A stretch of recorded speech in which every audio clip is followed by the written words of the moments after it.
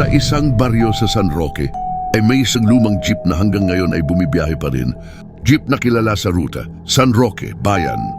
Ang tsuper nito, si Mang Nestor, ay kilala sa kanilang lugar bilang masayahin at palatawa. Pero tuwing hating gabi, nag-iiba siya, tahimik.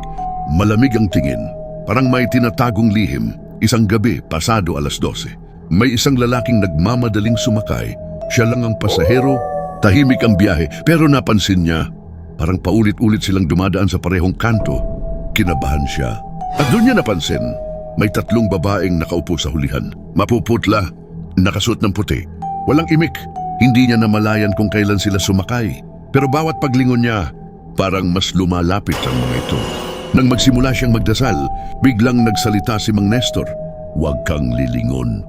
Kung gusto mong makauwi, tumalon ka sa susunod na hinto. Hindi na siya nag-isip.